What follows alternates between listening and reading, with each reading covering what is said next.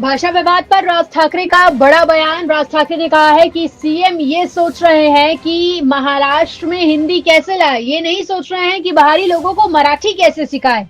शेतकरी कामगार पार्टी कार्यक्रम में राज ठाकरे शामिल हुए थे, जिस दौरान उन्होंने फडणवीस पर जमकर हमला किया है। साथ ही देवेंद्र फडणवीस ने भी राज ठाकरे को जवाब दिया है और साफ कहा है कि भारतीय भाषा का विरोध किया जा रहा है और अंग्रेजी का समर्थन। सुनिए। महाराष्ट्राचा राज्याचा मुख्यमंत्री, महाराष्ट्र राज्याचा मुख्यमंत्री महाराष्ट्रात लहान मुलांना हिंदी कशी आणता येईल आणि शिकवता येईल याचा विचार करतोय।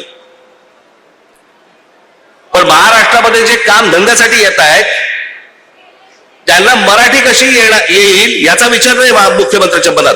महाराष्ट्रामधला मराठी माणूस, महाराष्ट्रामधला भूमिपुत्र याचा विचारच नाही। आणि याचं सगळ्यात मोठं विदारक जर स्वरूप कुठचं असेल, भीषण स्वरूप जर कुठचं असेल, तो रायगड जिल्हा आहे। माझं अतिशय पक्क मत आहे, महाराष्ट्रामध्ये मराठी शिकली पाहिजे, ती कंपल्सरी असली पाहिजे, ती अनिवार्य असली पाहिजे, ती आपण अनिवार्य केलीच आहे। पण महाराष्ट्रातल्या मराठी मुलांना मराठी सोबत अजून एक भारतीय भाषा जर शिकायला मिळाली तर त्यात काय वावगा आहे। आपण भारतीय भाषांना विरोध करायचा आणि इंग्रजी करता पायघड्या घालायच्या, ही जी मानसिकता आहे, या मानसिकतेला माझा विरोध आहे। तुम्हाला म्हणे तुम्ही ह्या सगळ्या जमिनी आणि याच्यावरती म्हणे कायदा आणला राज्य सरकारने। तुम्ही कोण आहात? तर अर्बन नक्षल आहात,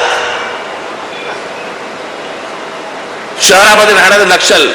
तुम्ही जर विरोध केला, कुठच्या प्रकल्पाला विरोध केला तर सरकार तुम्हाला अटक करू शकतं, एकदा करूच देत।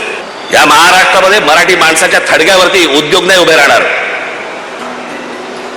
उद्योग आणायचे असतील तर मराठी माणसाचा मान सन्मान राखूनच तुम्हाला उद्योग आणावे लागतील, त्याशिवाय तुम्हाला आणता येणार नाही। आता बनलेलाच नाही कायदा, तर त्यांना का तुम्ही अर्बन नक्षल सारखे वागाल तर तुमची अटक होईल। तुम्ही अर्बन नक्षल सारखे वागत नाही, त्यामुळे तुमची अटक करायचं कारण नाही। मला असं वाटतं की अशा प्रकारे कायदे जे बनतात, जे लोक कायद्याच्या विरोधात वागतील त्यांच्याकरता तो कायदा आहे। आंदोलनकांच्या विरुद्ध हा कायदा नाही, सरकारच्या विरुद्ध बोलायच्या याच्यामध्ये पूर्ण मुभा आहे, त्याच्या विरुद्ध हा कायदा नाही। त्यामुळे मला असं वाटतं की अशा प्रकारचे जे काही कमेंट्स आहेत, हा कायदा न वाचता केलेले कमेंट आहेत।